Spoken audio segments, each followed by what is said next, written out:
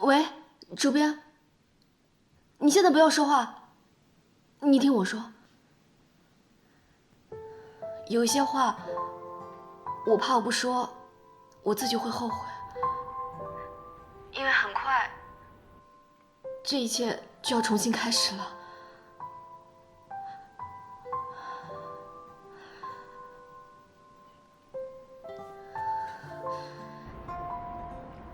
我喜欢你，我也不知道是从什么时候开始的。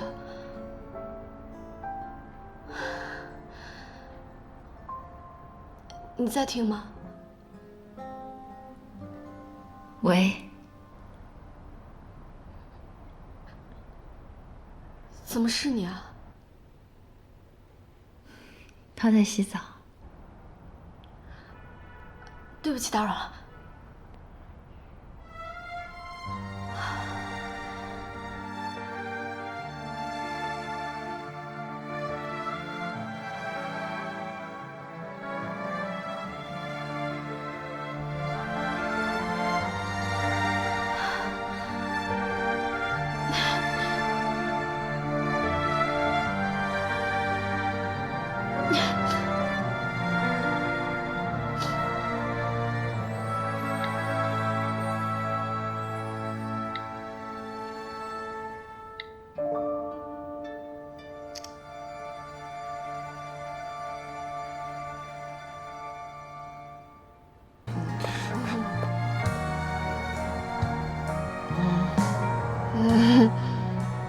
没事，没事，没事。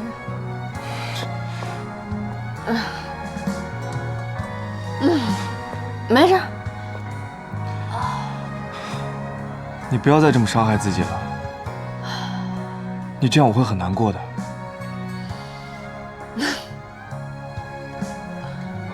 我真的没事，走了。你既然爱他，你就告诉他呀。你不是说过不做大鼻子情圣的吗？你这样只会让自己难过，周然。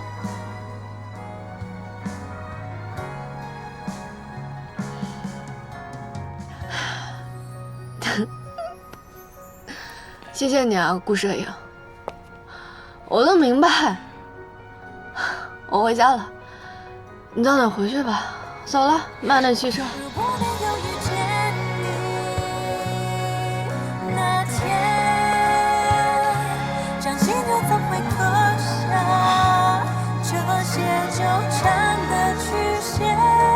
我动心弦的瞬间，像流星坠落在我眼前，那些碎片都是我曾期许的愿。如果没有遇见，如果你爱上我了，咱们的关系就算终止了。笑话，我怎么可能会爱上你呀？你能不能不要再这么自恋了？我只是不想让那些记者再有什么可乘之机，毕竟我现在还是你名义上的女朋友。那你考虑挺周全。那我就帮你照顾他，不会不放心吧？挺好的，我太放心了。你那么聪明能干，人格与脑门一同闪亮。那我真是太谢谢主编对我的抬举了。你家里也太乱了吧？这董事长来了还不给你发脾气啊？他还能住人吗？到时候董事长来了又得骂你。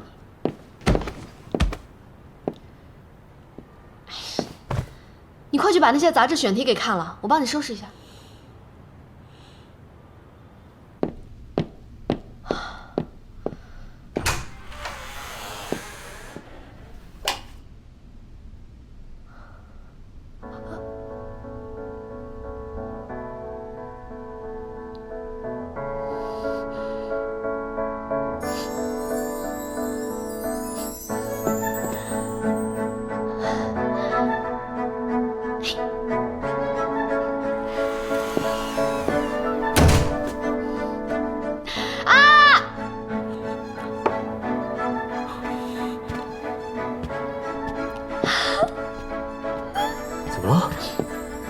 这个世界上，总是有些人口是心非，以爱之名行伤害之实。你这什么意思啊？难道我做什么让你误会的事儿啊？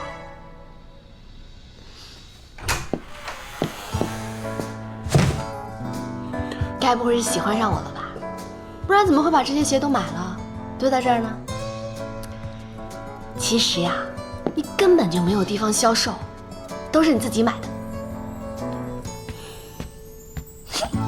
周助理，我再跟你重申一遍，我对你没有任何兴趣，现在不会有，以后也更不会有。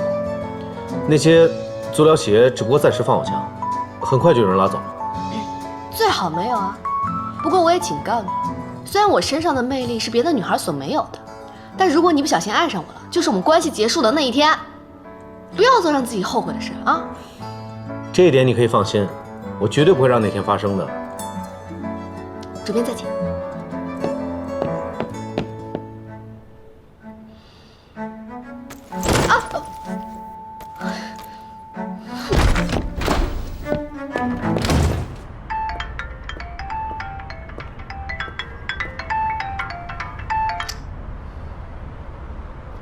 喂，在干嘛？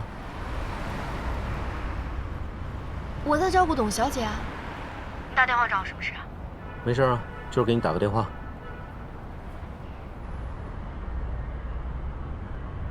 莫名其妙。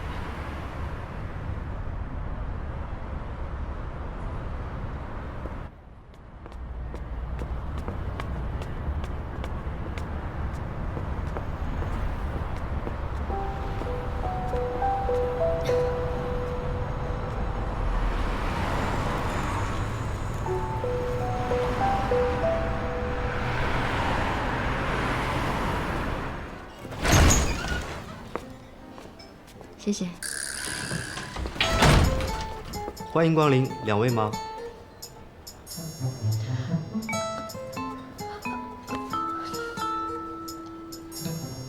对，两位。你真的觉得你爱的人值得你爱吗？别说话。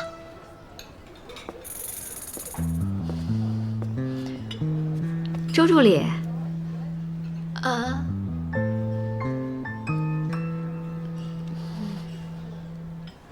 好巧啊！这么巧，没想到在这儿见到你。不介意我们拼桌吧？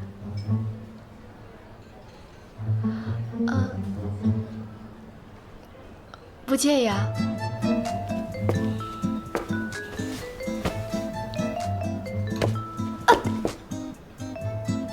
怎么了？没事，让蚊子叮了一下。这里怎么会有蚊子啊？狡猾的蚊子总会在不经意的时候出现。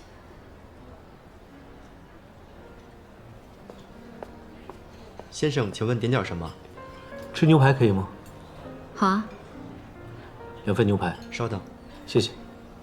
周助理，你还没介绍，你对面这位是？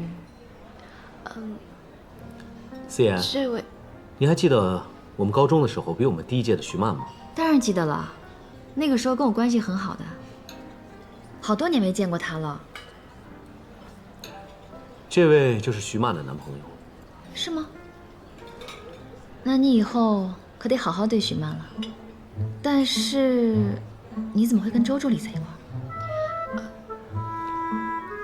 他同时也是周助理的前朋友。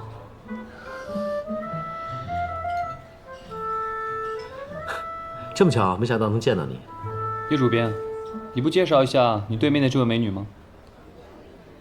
董思妍，我们公司的合作模特，同时也是叶主编的前朋友。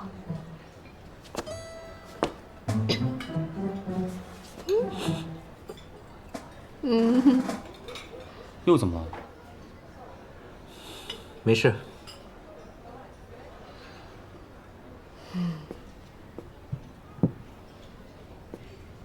谢谢。我中午给你送的餐你没吃啊？吃了，很饱。但是呢，人就是这样，有的时候吃饱了还想吃点别的。但是你的肠胃不好，突然吃这么油腻的东西会影响消化。叶主编，你也少吃一点肉，多吃点蔬菜。有的时候好东西就是会在胃里留的时间长一点。是啊，周助理一向都这么体贴。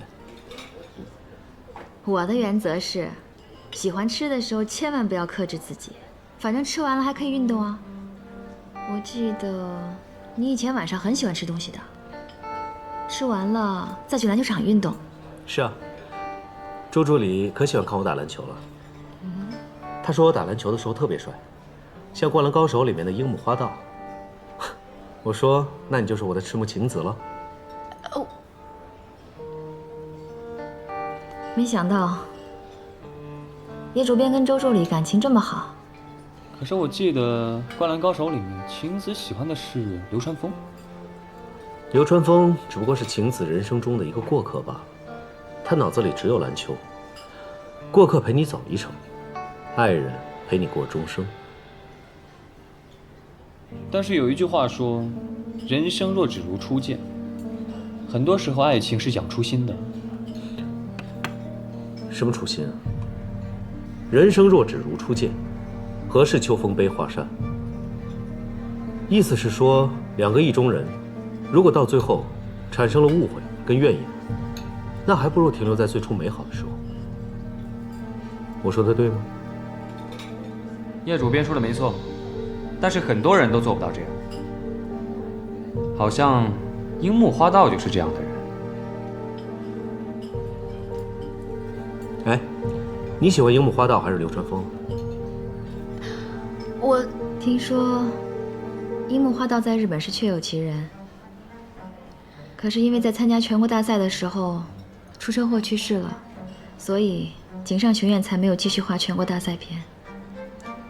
董小姐也喜欢《灌篮高手》，曾经喜欢过。所以这个故事到最后还是一个悲剧。郭设计，你的面凉了，快吃吧。没关系，面凉了可以再热。面凉了可以再热，别的东西就不一定了。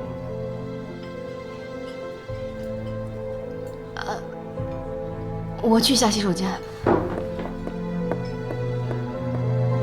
我也去洗。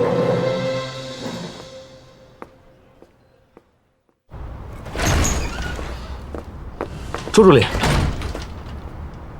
干嘛？你怎么会跟前男友在一起啊？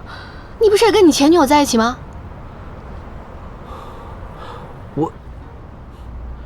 你该不会还是放不下旧情吧？那你呢？为什么会和董思妍同时出现在这儿？我不是说好了会帮你照顾董思妍吗？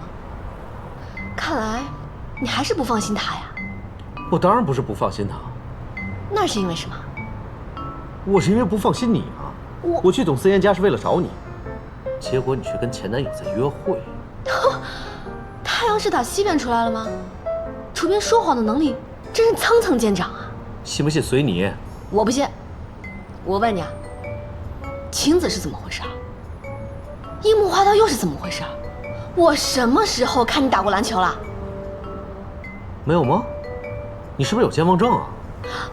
你可真是个无赖啊你！你还是没有告诉我，你为什么会跟前男友在一起？用你管？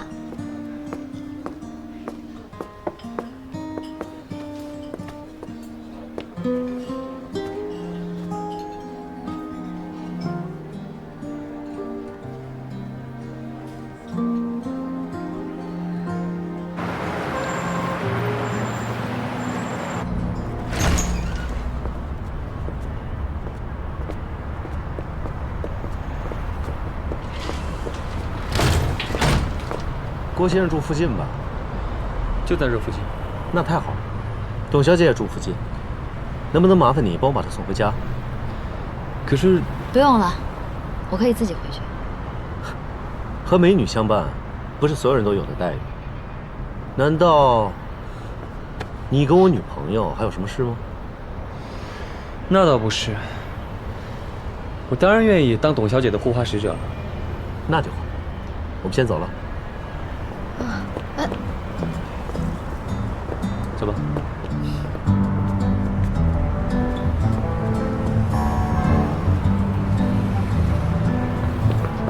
你到底想干嘛？我在拯救你啊！你看不出来吗？拯救我？你有那么好心啊？金刚怒目照样是尊者。我看你是拿我做挡箭牌。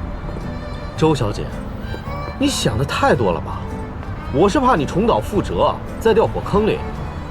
哎，就算我重蹈覆辙，跟你也没有什么关系吧？哦，还赤木晴子，你要不要脸啊？你现在就是我的赤木晴子，你可别忘了，咱们可是恋爱关系啊。恋爱关系吗？哦，你也知道是恋爱关系啊？哼，你做过一件恋人做的事情吗？啊？哎，接着。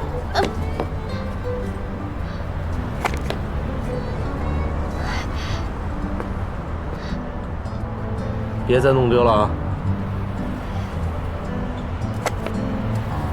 折过来。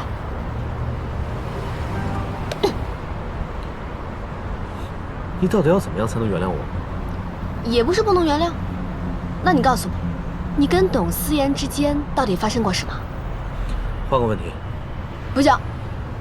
我们俩说好了要交换秘密的，我都已经跟你说过我的一个秘密了，你还欠我一个秘密呢。上次是你自己要说你跟郭瑞的秘密，我可没答应你要交换秘密。你好啊，当我没说。我带你去个地方。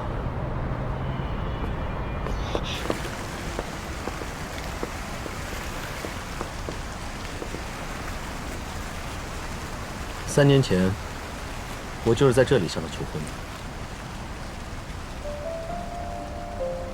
求婚？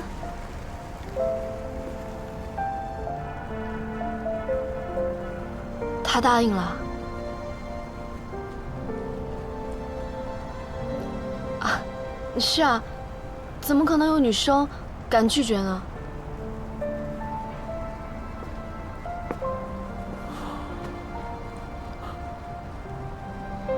他答应了又怎么样？在快要结婚的时候，他选择了离开。为什么？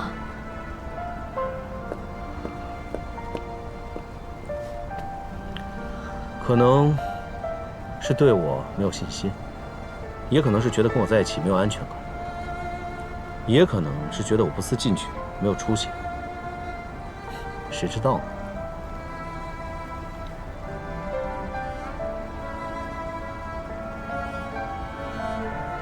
我挽留过他，可他还是选择了离开。3年了，我一直忘不了他，我恨他，所以我选择出国留学。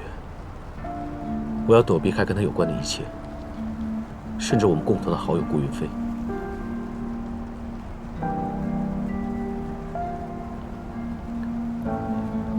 从那以后，我开始酗酒。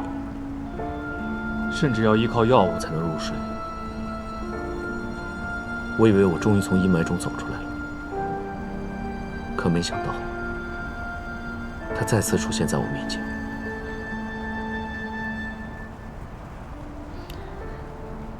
那他离开这3年，去哪儿了？现在说这些还有什么意义啊？错过了就是错过了。他曾经是我所有的梦想，我以为我可以跟他在一起一生一世，可他毁了我所有的梦想，毁了我对他以前所有的希望。如今又出现在我的面前，说他爱我，你不觉得这是世上最可笑的事情吗？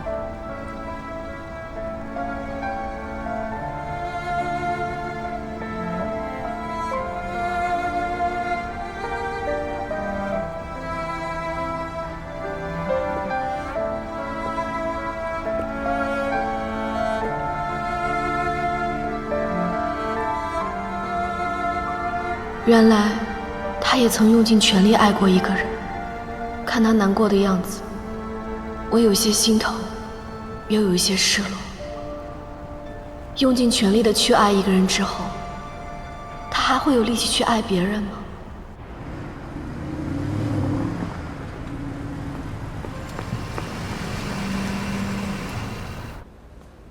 这是我们公司的规定。公司规定也是人制定的，对不对？我们大老远跑来，你说可让你们两个上去，我们两个肯定会被公司处罚。你知道吗？两个闺女，你们这叫责难我们。我们就找周然，我们是他的亲戚，就想见见他。你们故经理在哪儿？意刁难。叫他出来。就是我们跟他谈谈。把经理叫来。怎么回事？主编，他们一直嚷嚷着要找周助理，说是周助理的公婆。可是周助理不是跟主编您……我明白了。叔叔阿姨是要找周然吗？是。对啊。我是这家公司的主编，要不咱们去那边坐着谈吧？你说你们这俩孩子，这件事情谁也别说啊。好好。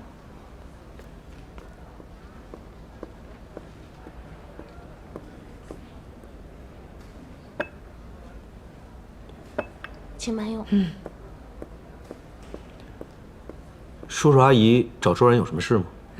其实也没什么事儿，就是路过公司，想过来看看他。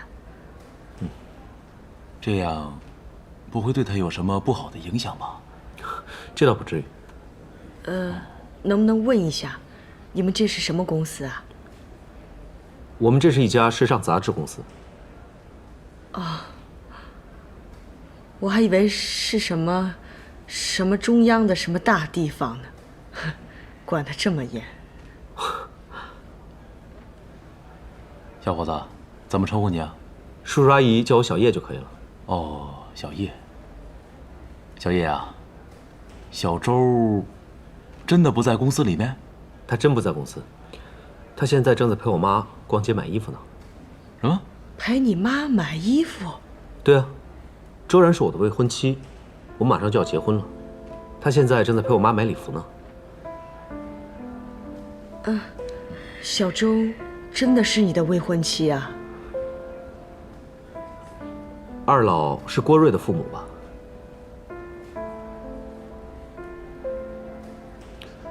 如果郭瑞没有跟二老坦白，那么今天我就告诉二老，郭瑞跟周然早就已经分手了。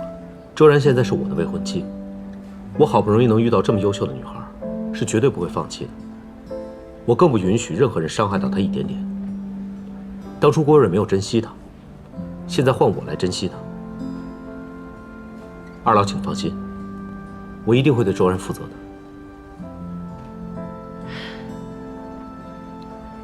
叔叔阿姨，我先去忙了。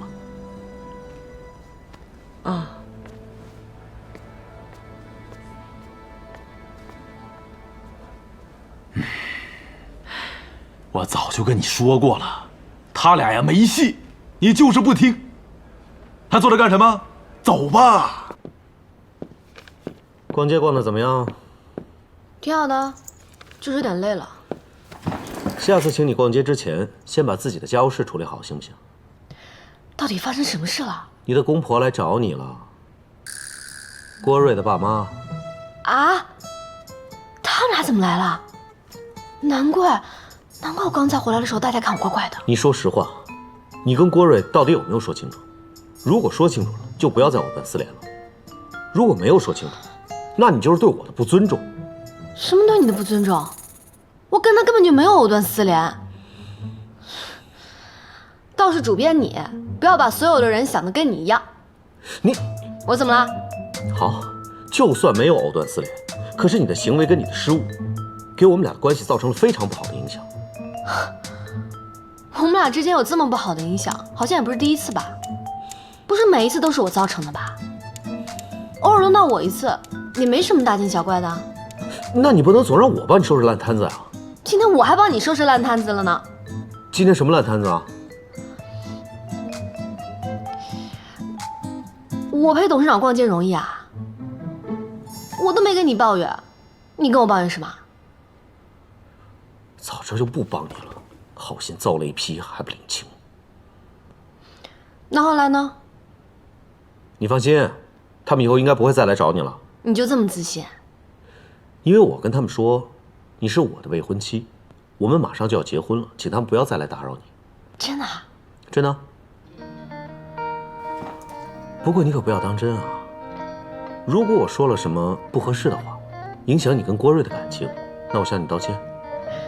啊，没有，其实我应该谢谢你的，要不是你用这个办法，我都不知道该怎么面对他们二老了。真的假的？你这变脸变太快了吧？我没有想到你会这么给力嘛，以后咱们俩就得这样，互帮互助，互商互谅。今天晚上我请你吃饭。你说的啊？我说的啊。洋房火锅。你够狠啊！说好了，不见不散。能让一向一毛不拔的周助理请客，我今天一定要好好把握机会。你可别忘了啊，吃人家的嘴短，拿人家的手软。好，嘴短，我今天就只管吃。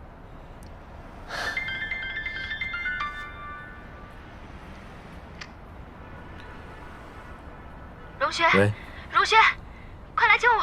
怎么了？我在德宝酒吧。我马上过去。主编，你有事啊？啊，我今天忘了，我约了一个客户要谈事儿。啊，那你快去吧，工作最重要了。那我就不能陪你了，我先走了。哎，需要我跟你一起去吗？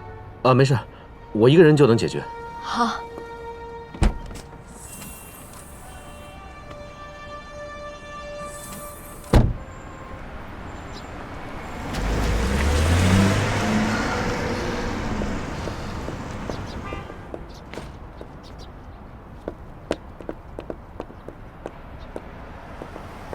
朱然，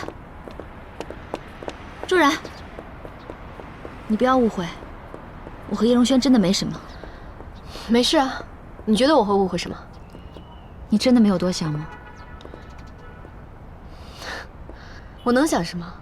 朋友之间遇到这种事情挺身而出，再正常不过了。你能这么想就好，我不希望我成为你和荣轩之间的障碍。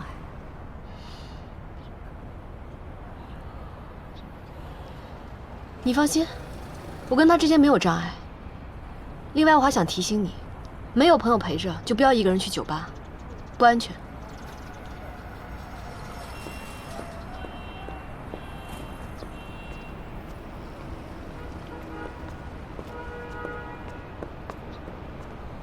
周然好像有点不太开心。他一向就是这样子。走吧。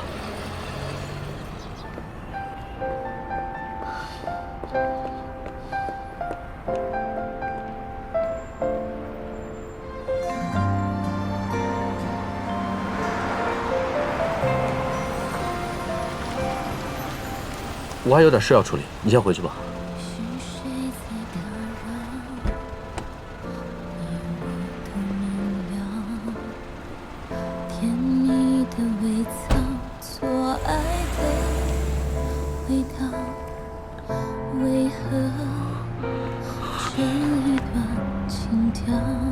司机师傅，麻烦你前面掉头吧。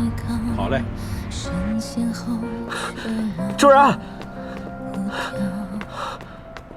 周助理，刚才的事情是我骗了你，我向你道歉。你跟我道什么歉？你凭什么要跟我道歉？你别闹了好不好？你以为我在这儿跟你闹吗？周助理，我劝你见好就收啊！我从来没有对女孩这么低声下气过。见好就收？你这人到底有多自大？你是不是以为全世界都在围着你转呀？你是不是以为你高兴，别人就都得跟着高兴啊？我告诉你啊，不只是你有脾气，我也有。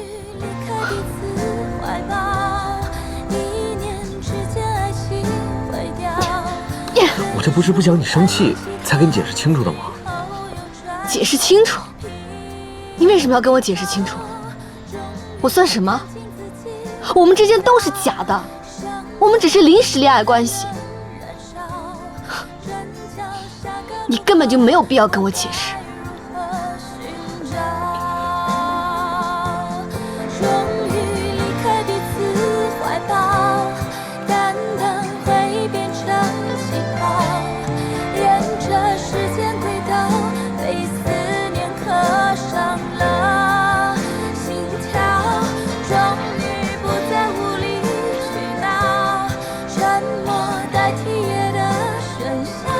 我这不是不想你生气，才跟你解释清楚吗？解释清楚？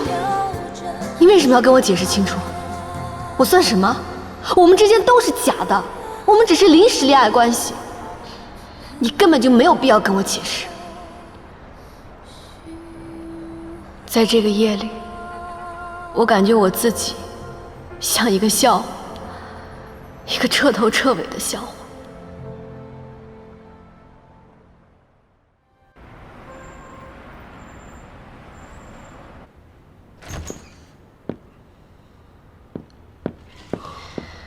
这是这个月最新的广告策划案，你看一下。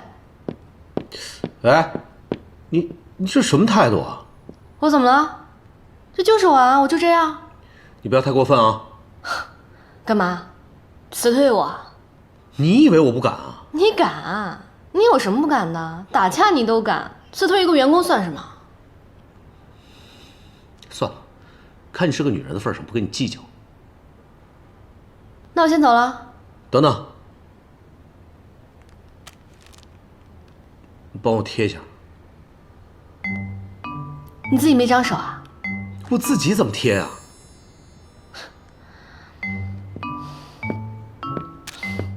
把手伸过来。你轻点行不行啊？怕疼还学人家打架，有意思吗？打架之前也没想想你自己多大了。打架时候谁想那么多啊？现男友帮前女友打架受伤要我来包扎，前男友跟现女友吵架要我来安抚，你说这叫什么事儿啊？我怎么就混成这个样子？轻点儿。好啦，好啦，对不起啊，别生气了。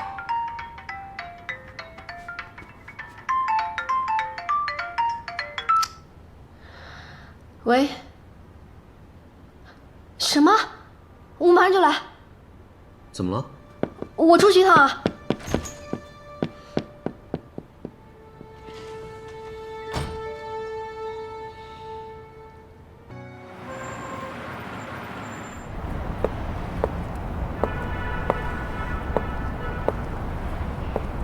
喂，周然，是我。这几天生病都是你在照顾我。我想请你吃个饭，你中午有时间吗？我有点事想跟你说，是关于荣轩的。好啊，那就这么说了，我们一会儿见吧。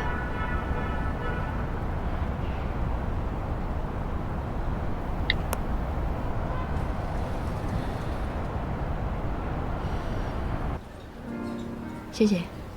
两位请稍等。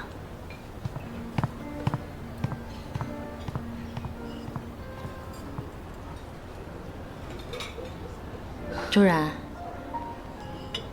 今天的拍摄结束之后，我就不会出现在你和荣轩面前了。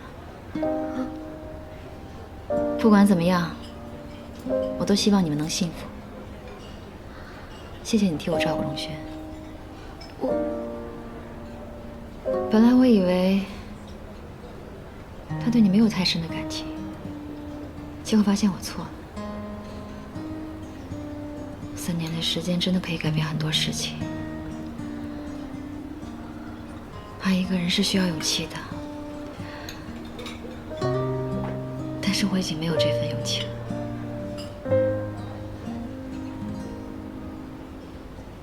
周然，这几天谢谢你照顾我，也谢谢你照顾荣轩。其实这次请你出来吃饭，除了想谢谢你，还有一件事我想请你帮忙。你说吧。下周6就是荣轩生日了。你说下周就是叶荣轩的生日？怎么，你不知道吗？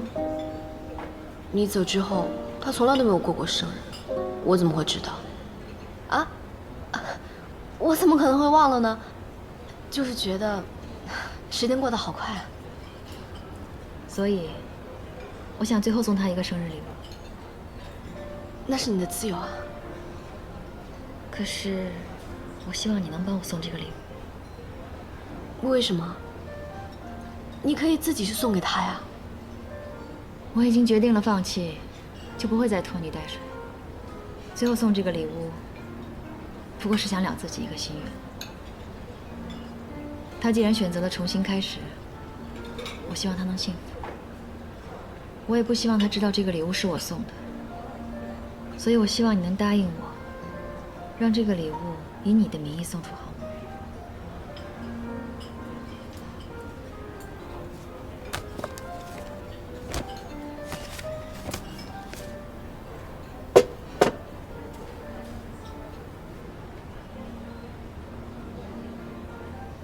放弃自己的感情，一定很痛苦吧？放弃一个人不是最痛苦的，最痛苦的事情是想象。一个人久了就会发现，想象是最折磨的。想象可以跟一个人很好的生活，虽然希望渺茫，但是却无法自拔。但是人是无法靠想象活着的，对吗？是啊，人是无法靠想象活着的。关于叶荣轩，难道我不也是在想象？所以，我决定放弃这段感情。我不想再一直痛苦下去。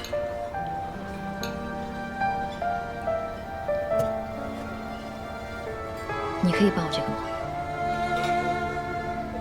好，我一定会帮你把这盒巧克力带给叶荣轩的。周然，谢谢你。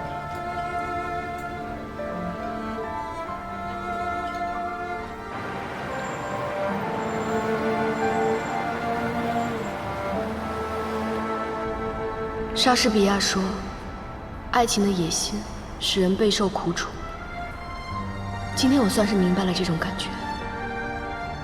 董思妍出现的时候，我惴惴不安。现在董思妍要消失了，我还是这样忐忑不安。她出现的时候，我觉得她比我漂亮。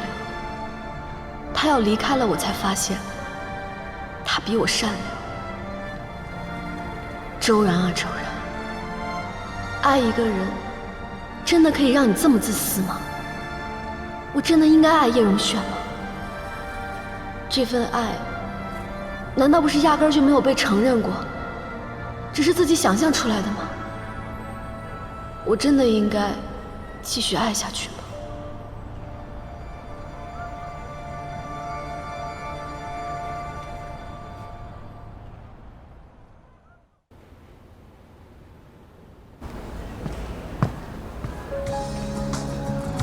非常感谢大家来参加今天的宴会。ERA 本期杂志创下近5年来单月销售的纪录，我非常感谢大家对我的信任。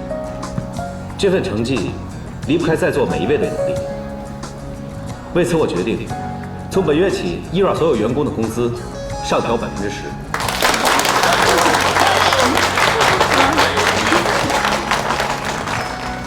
另外，诺亚格总部对我们这期杂志非常赞赏，他们决定出资举办一场带魔法的裙子的时尚走秀，并且将承办权交给我们。周助理提议将时尚秀场设置成一个魔法剧场，我觉得很贴合这次主题。所以接下来的时间里，大家需要再接再厉，再创辉煌。我是一个主张劳逸结合的人，所以此刻时间属于大家。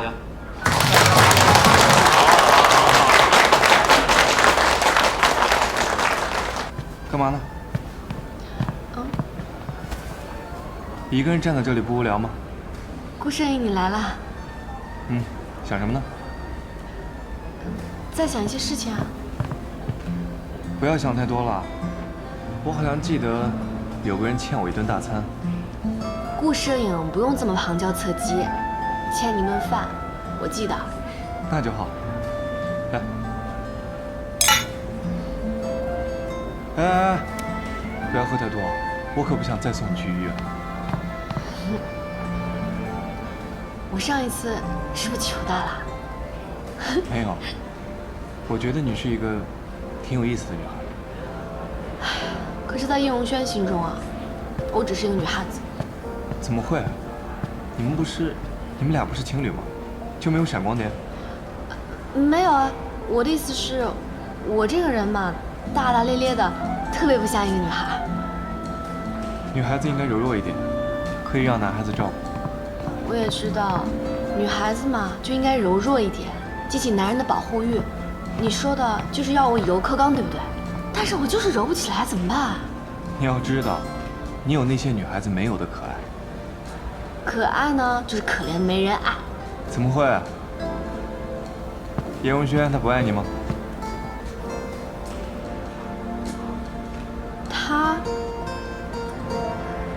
他是个例外吧？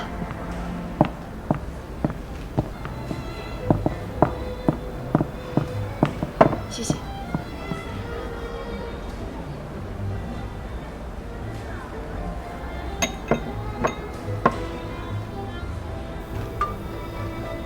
怎么了？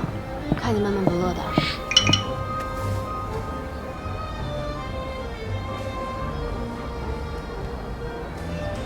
我在这儿呢。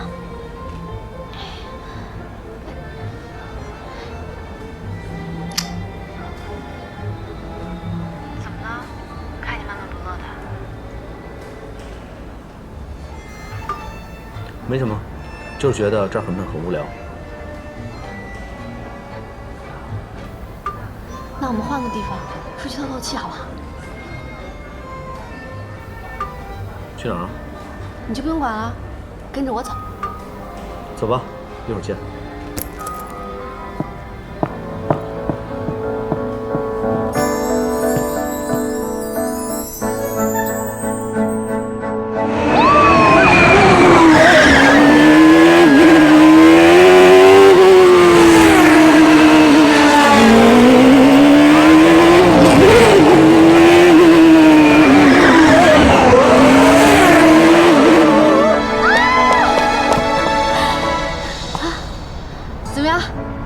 厅里好玩多了吧？也好不到哪去。这种地方太幼稚。刚刚也不知道是谁开心的大呼小叫。谁叫了？谁啊？嘴硬。陪你玩了一天，时候也不早了，该回去了。哎，主编，你把眼睛闭起来。干嘛要闭起来？你闭一下，我会吃了你。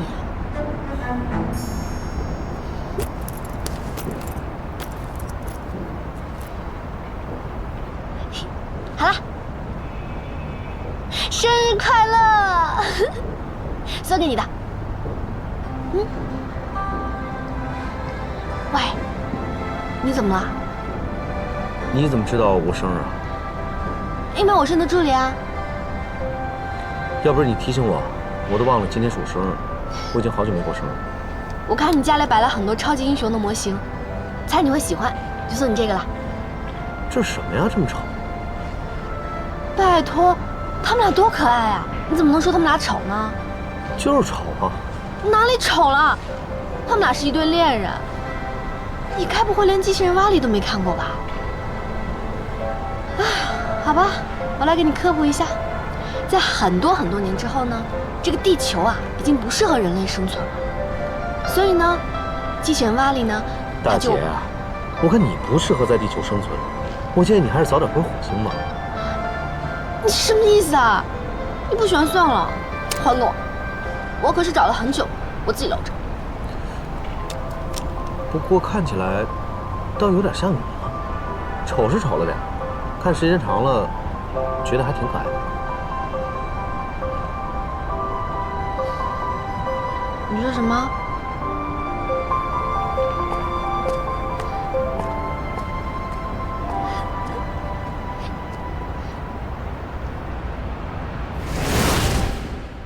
我决定放弃这段感情，我不想再一直痛苦下去了。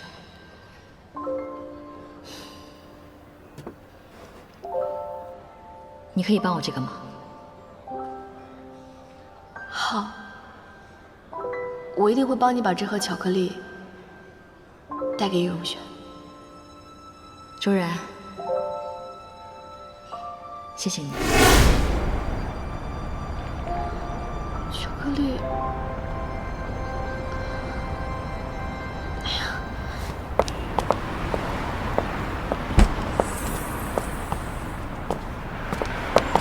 主编，怎么了？其实是董小姐告诉我，你今天过生日的。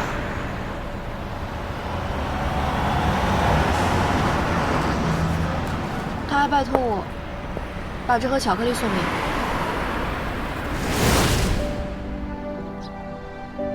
每一种巧克力都有一种不同的味道，就像爱上一个人，你永远忘不了他的味道。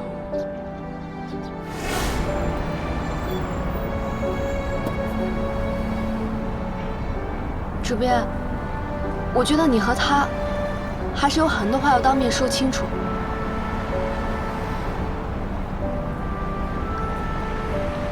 那个什么，你不用送我回家了，我自己走就行了。没事的，前面就有公交车站，2站地就到家了。拜拜。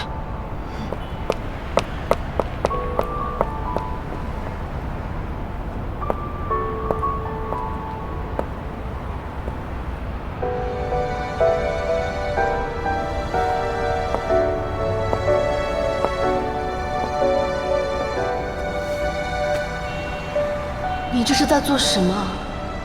为什么要逼着他做出选择？为什么要破坏2个人的欢乐时光？你是要证明自己的伟大吗？证明自己是爱情世界里的活雷锋吗？甘愿做别人爱情里的一颗螺丝钉吗？周然啊周然，难道你真的要像大鼻子情圣一样，将自己喜欢的人推给别人？你不是要引以为戒的吗？为什么不捍卫自己的爱情？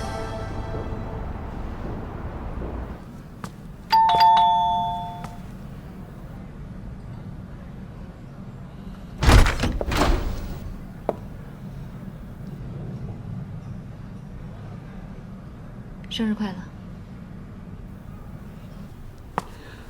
如果你真的想让我快乐，就不要祝我生日快乐。都过了这么长时间了，你还是不肯原谅我吗？很多事情不值得被原谅。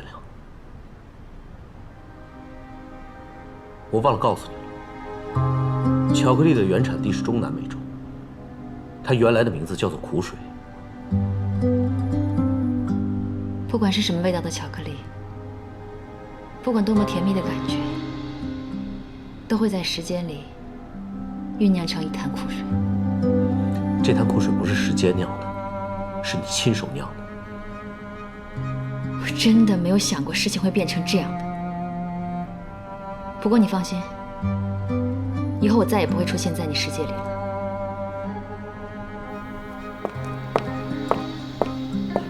你又要不辞而别吗？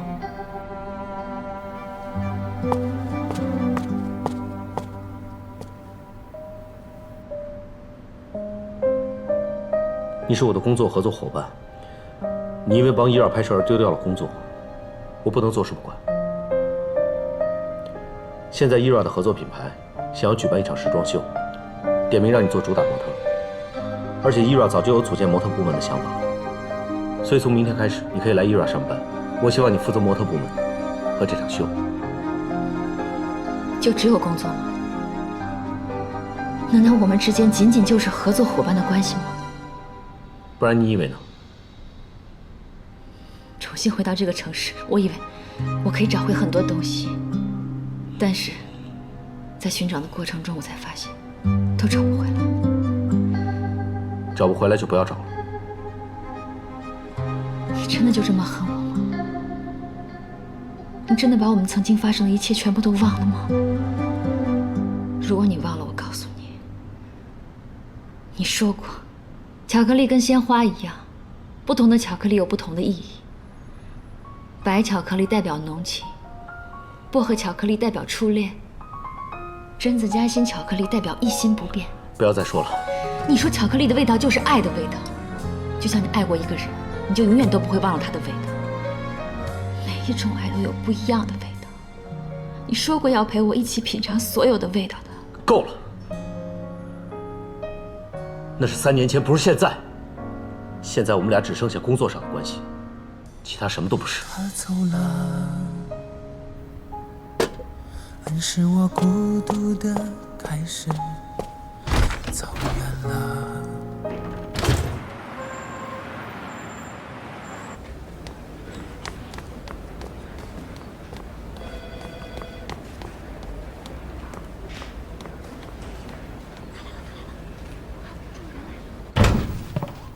主编，我周助理，你来的正好，快进来吧。董小姐富有经验，公司决定将她聘为模特部门的主管。董小姐还提议由你来负责这次走秀的监管，你觉得怎么样？我没问题啊，我听从公司安排。那就好。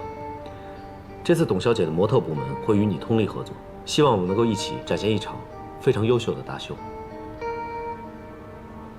周助理，以后合作愉快。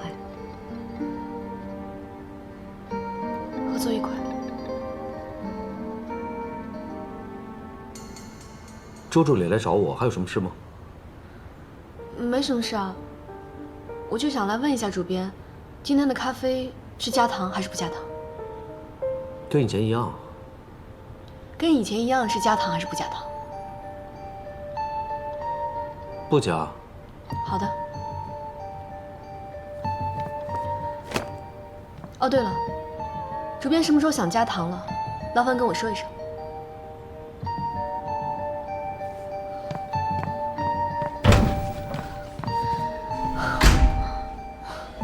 合作愉快，谁要跟你合作愉快？周助理好像不是很开心啊。他就是这样的人，喜欢把喜怒哀乐都写脸上，但他不是针对你，你别放在心上。真是个有意思的人，难怪你会喜欢他。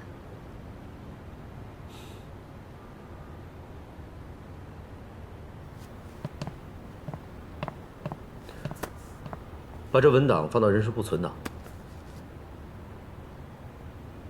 你怎么了？看上去好像没精神一样。没怎么。生气了？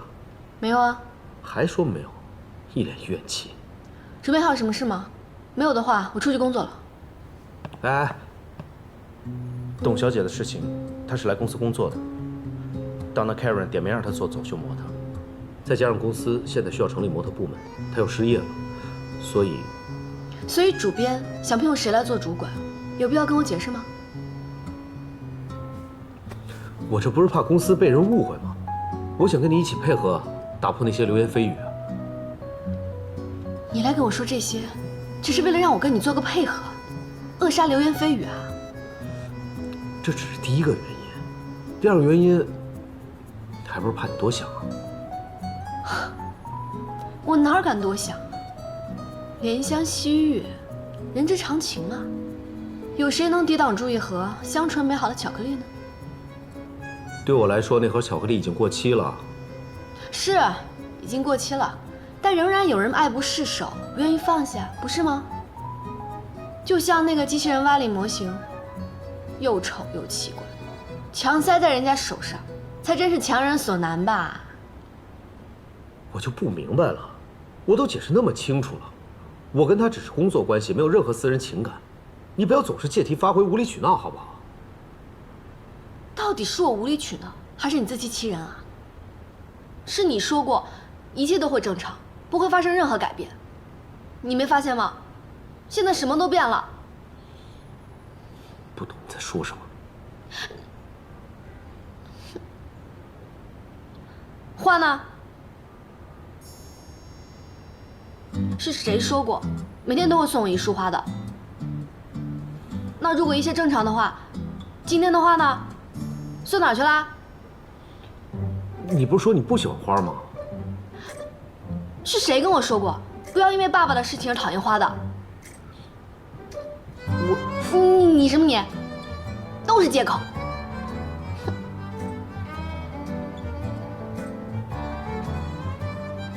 我算是想明白了，你不是瓦力，我也不是伊娃，所以你想让我来做抵挡流言蜚语的挡箭牌，我不愿意。你以为你在我心目中就是个挡箭牌吗？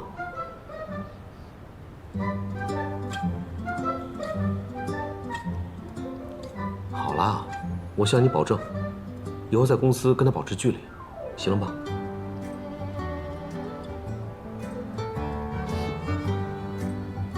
你就别生气了。我中午请你吃饭，就当是弥补没有送花的损失，可以吧？不吃。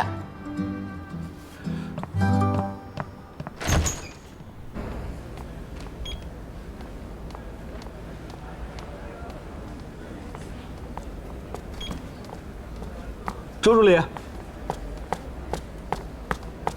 哎，不是说好一起吃饭吗？我在雕刻时光定了位置。我可没有答应跟你一起吃饭啊！你不要得寸进尺啊！什么？我得寸进尺？我怎么就得寸进尺了？是不是没有答应跟你一起吃饭，我就得寸进尺了？如果你说我这就是得寸进尺的话，那我今天还就得寸进尺了。给个面子嘛。对不起，我已经约人了。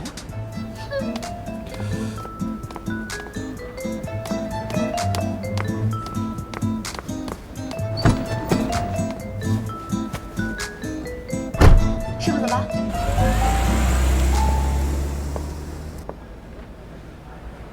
主编，你怎么还没走？我刚来公司，还有很多学习和交际的东西啊。辛苦你了。既然拿了公司的薪水，就应该为公司创造效益。谢谢你为公司着想。如果没什么事的话，我先走了。等等，其实我还有很多东西想向主编请教和学习。我请你吃个饭吧。你不会又要避开我吧？没有啊，走吧。我刚好定了位置。但是说好了，我请客。哇，你好，您好，请问有预约吗？有的。请问您预约的名字是？叶荣轩。啊，叶先生。嗯。预约2人对吗？嗯。不好意思，叶先生只预约了1个2人桌。我们就是2个人呢。对呀，是这样的，叶先生是预约了1个2人桌，没错。但是他现在正在跟另一位朋友吃饭，您看，您2位是跟他们挤一张桌？不可能啊，他是为我订的桌啊。这个怎么回事？看一下。不会吧？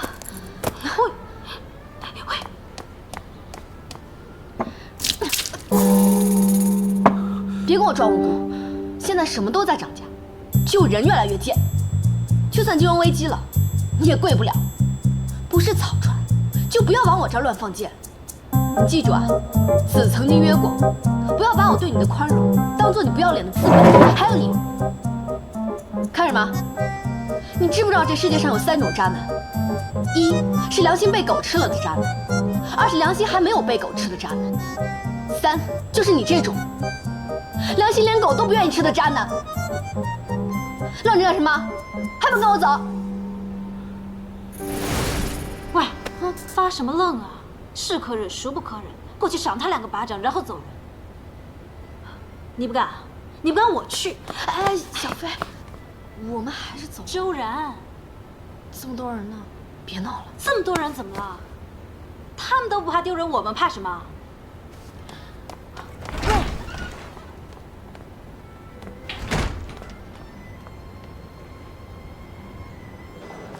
喂，你干嘛？为什么就这样逃开？我只是不想让大家变得那么难看。你什么时候变得那么懦弱了？你在这里等着，我去处理。哎，这是我自己的事情，你别多管闲事了。我多管闲事？你以为我愿意吗？还不是因为这件事发生在你身上，要在别人身上我才懒得理。你都不知道，你现在有多么卑微，多么懦弱，多让人瞧不起。那你要我怎么做？我过去狠狠地甩他一个耳光吗？然后在他头上倒一杯咖啡？我大声对他宣誓，说你身边这个男人，我拥有绝对的主权。但是我凭什么这么做呀？我跟叶荣轩只是临时的恋爱关系，喜欢他，是我一厢情愿的事情。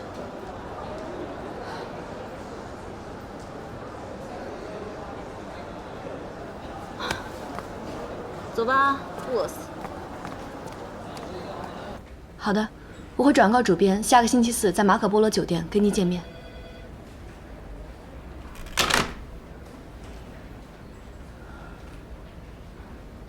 这个是最新你的。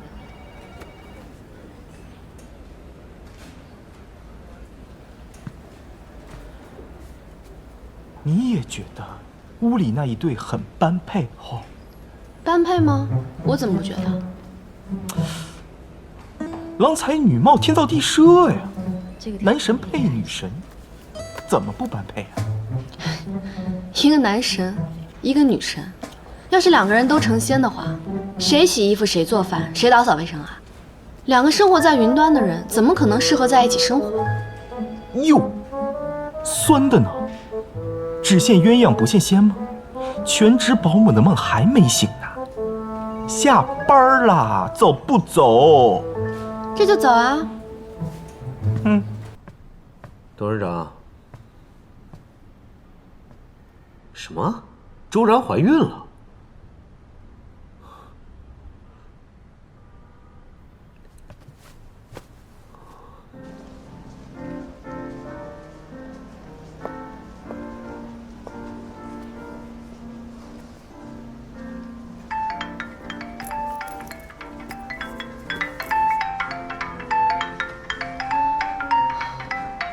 凭什么你给我打电话我就得接呀？我又不是10086，我做不到24小时陪聊。什么情况？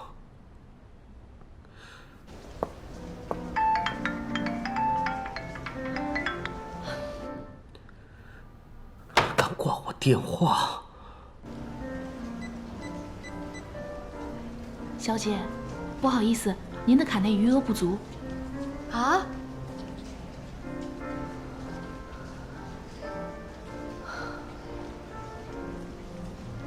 要不您换张卡？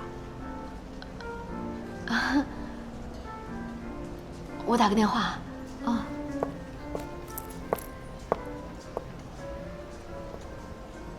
不买也不好意思。打给谁呢？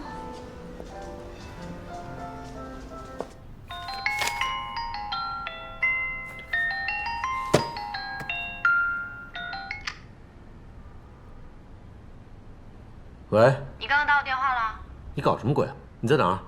我在商场呢，遇到点麻烦。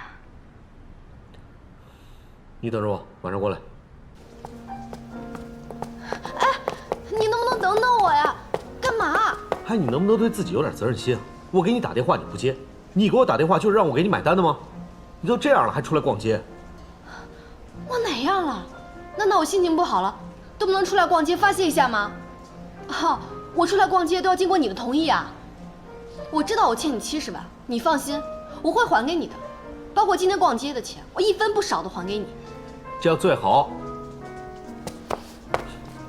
你怎么这么理直气壮了？你要知道，一直都是你在放我鸽子，难道你心里对我一点愧疚都没有吗？你就是这么对待女孩子的吗？你现在这个样子还像个女孩子吗？你什么意思啊？我怎么就不是女孩了？我不是女孩的话，你干嘛跟我谈恋爱啊？我不是这个意思。你就是这个意思。你的意思就是说我脾气太大了，不像个女孩子。你以为我不想像董思妍那样温柔似水啊？那是因为人家有人哄，有人惯着，有人宠着。我呢？我撒娇有用吗？有用吗？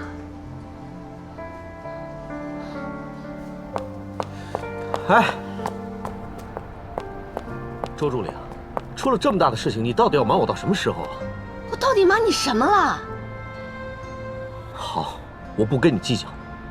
我知道你现在情绪不稳定，特殊时期，你说那些话，我就当你情绪失控，不跟你计较。到底谁情绪失控啊？你是主编，你就可以对我人身攻击啊？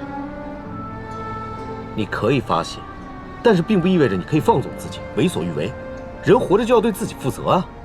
哼，我算是听出来了，你这是话里有话呀。来，咱们来把话说清楚，我到底怎么不对自己负责任了？你看你都买了些什么？高跟鞋、紧身衣服，你现在还能用得着这些吗？穿高跟鞋、紧身衣怎么了？还不是你嫌弃我每天穿成运动服？我现在就变成对自己不负责任了。不是，我是说，你作为一个妈妈，你要买也应该买婴儿用品啊。做妈妈了？对啊，你不是怀孕了吗？你说什么呢？真没想到你在跟我恋爱期间，竟然跟别的男人还发生了这种事情。你怎么也得对得起你先等等，是谁告诉你我怀孕了？你这个人怎么能这样呢？怎么能随便诬陷我呢？周助理，我真的是出于朋友道义才关心你，换做别人我才不管呢。我告诉你，我没有怀孕，真是有病吧你！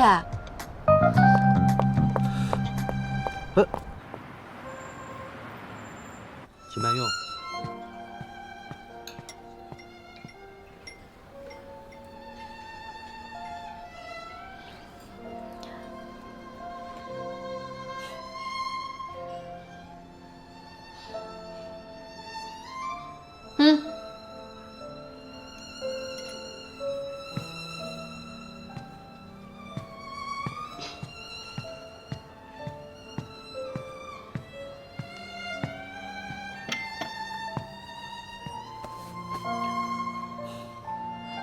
昨天跟今天的事，咱们俩就算一笔勾销，怎么样？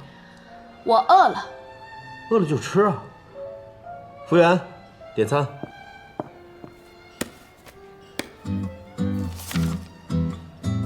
这个。好的。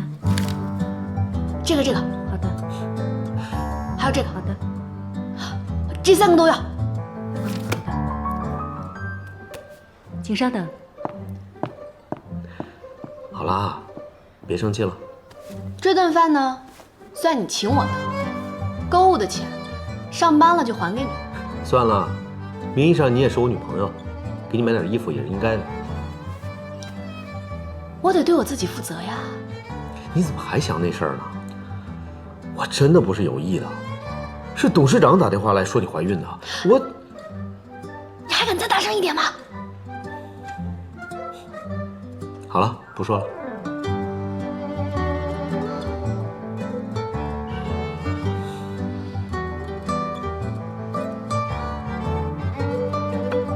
哎，你真没有怀孕啊？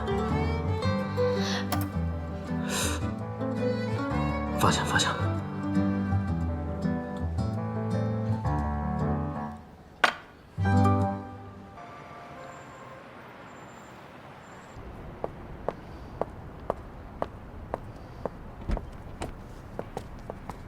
顾摄影，你怎么来了？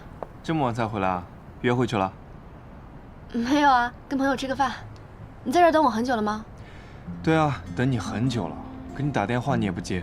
我手机没电了，对不起啊。你是有工作上的事情找我吗？手拿出来。拿着，就是担心你肠胃不舒服，拿着吧。这是胃药，按时吃。我该走了。谢谢你啊，顾摄影。我们还会再见的。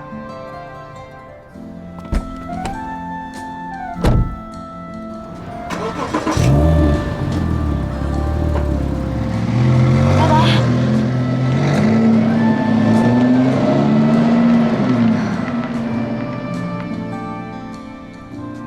要是主编能有顾摄影一半的细心就好了。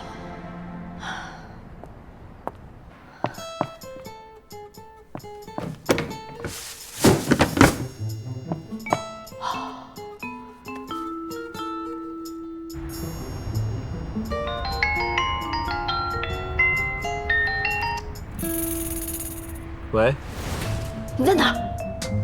怎么了？你说我怎么了？我先让你给毁了，让你给毁了，你知不知道？不知道什么啊？到底怎么了？董事长派人送来了安胎药，保不齐过2天，整个公司全都知道我怀孕了。你说我怎么了？我知道了，我马上到公司，一会儿再说。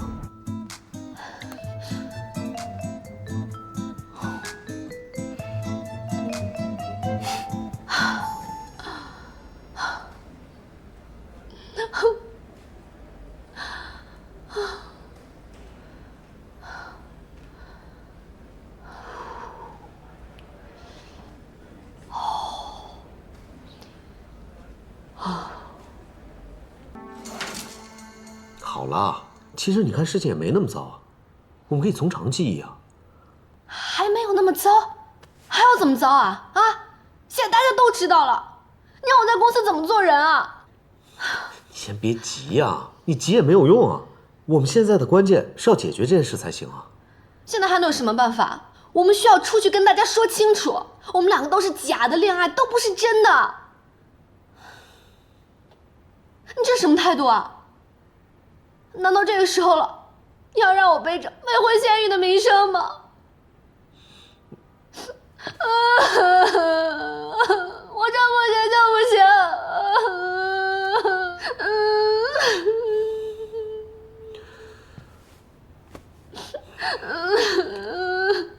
我现在就给董事长打电话。啊！今天不能打。怎么了？过2天再打吧。为什么？你不要问为什么了，反正今天就是不能打。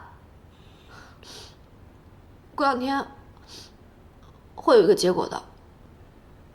好吧，那就周末再说。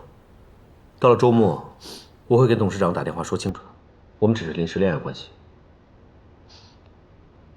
嗯。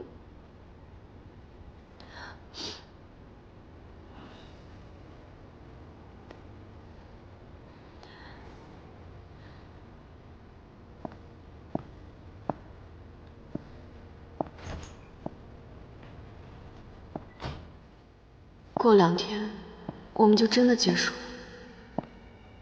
我应该感到高兴啊！我终于可以做回那个真实的我了。我终于结束了无休无止的谎话，这不是一直是我想要的吗？可是为什么我会感到失落？可他呢？他为什么看上去那么坦然自在，毫不在乎？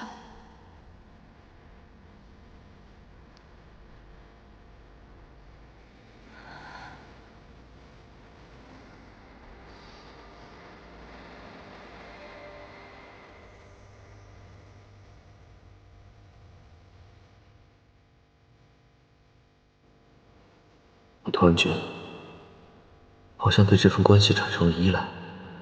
我不停告诉自己，这些本来就是虚假的，我们只是契约情侣。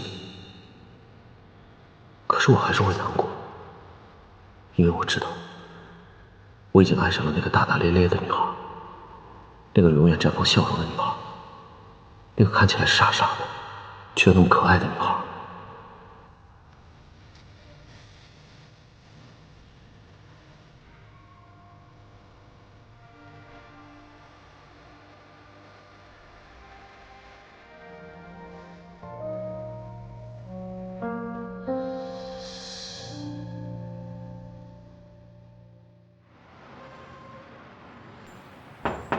请进。主编，Amy 给你的资料你都看过了吗？我都看过了。这个是你的模特合约，你看看，要是没有什么问题就签个字。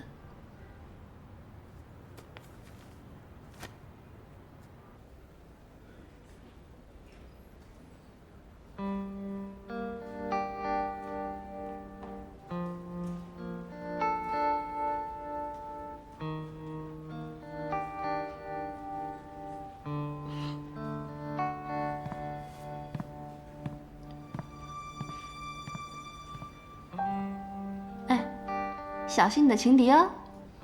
你懂什么？别瞎猜。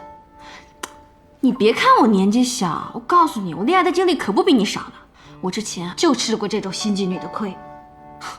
不过啊，你现在可是母凭子贵哦。我再说一遍，我没有怀孕。没怀孕？那完了。我交给你的工作你做完了吗？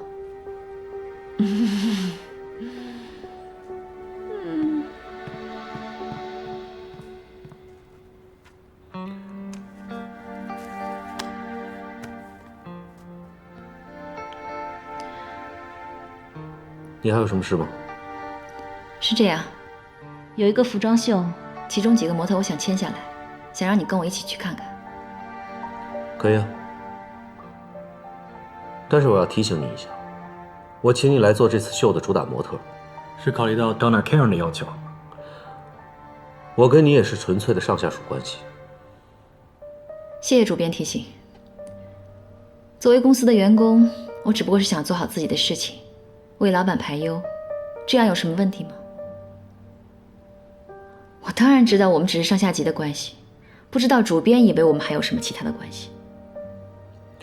没有啊，我就是想提醒你一下。我也想给你一个建议，不要一直靠提醒活着，太累了。到时候见。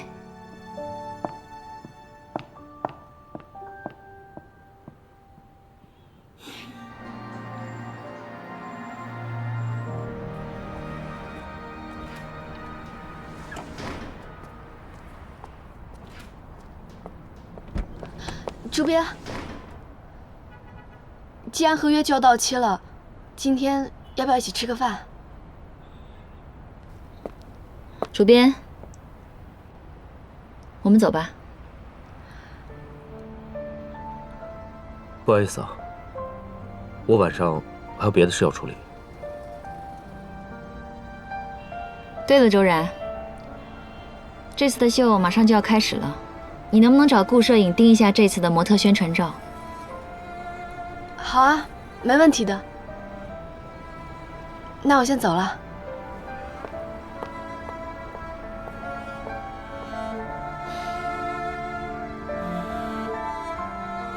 走吧。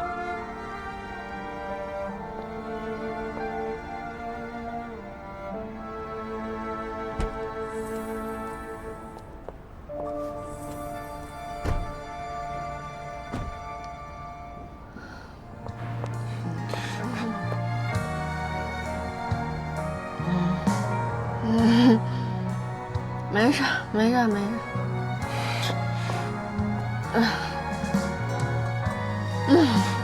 没事。你不要再这么伤害自己了，你这样我会很难过的。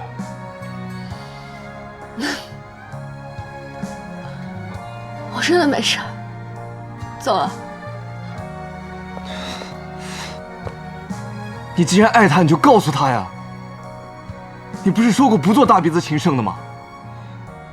你这样只会让自己难过，周然。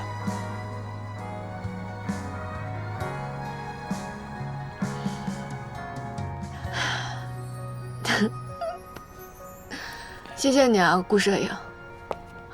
我都明白。我回家了，你早点回去吧。走了，慢点驱车。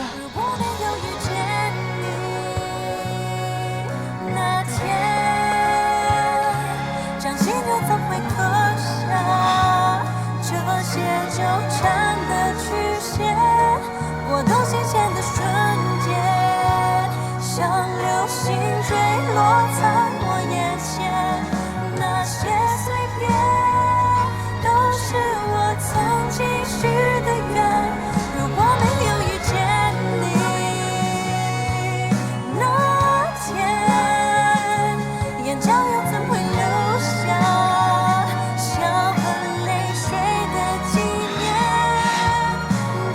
你既然爱他，你就告诉他呀。你不是说过不做大鼻子情圣的吗？你这样只会让自己难过，周然。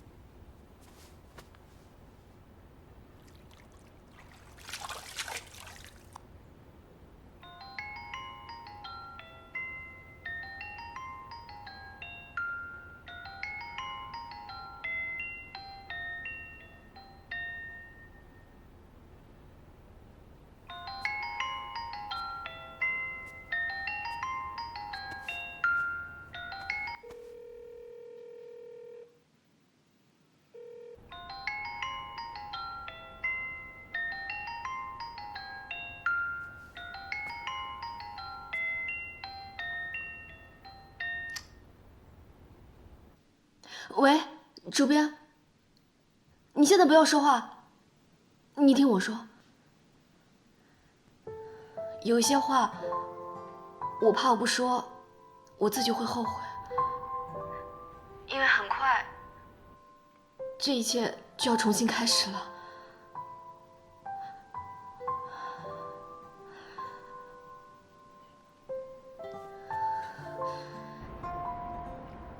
我喜欢你，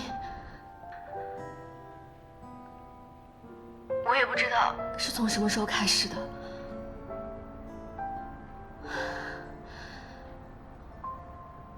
你在听吗？喂，怎么是你啊？他在洗澡。对不起，打扰了。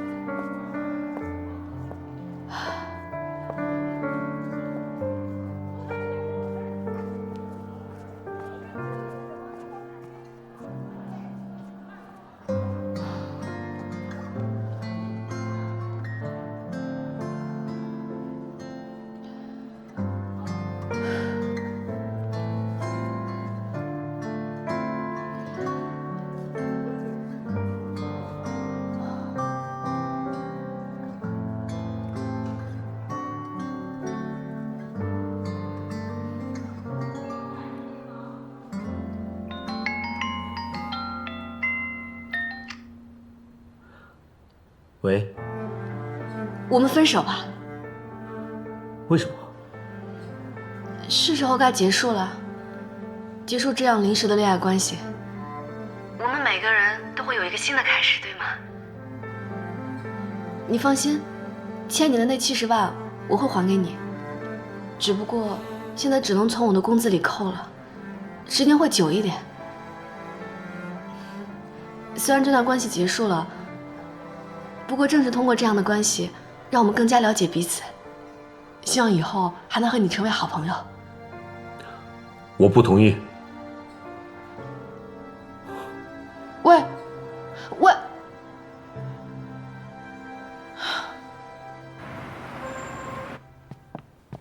你什么意思啊？你先消消气。我消什么气啊？我们昨天已经说好了，到了今天就解除合约。我想了很久，我觉得我们还是不能解除临时合约。给我个理由。因为我不想放弃你啊。你怎么可以这么无耻啊？是啊，我也不知道从什么时候开始我变得这么无耻。我也搞不明白从什么时候习惯了跟你斗嘴，习惯了跟你在一起，习惯了把你当作是我的女朋友。想来想去，大概只有一个原因。我想我是喜欢上你了。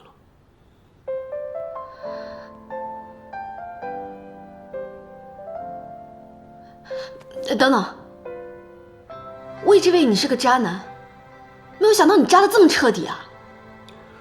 我说的都是真的，我真的喜欢上你了。闭嘴！以后这样的话，不要再对我说了。为什么你就不相信我呢？我宁愿相信这个世界上有鬼，也不会相信你说过的话。今天不管你说什么都没有用。好，我现在就去找董事长，把事情说清楚。周然。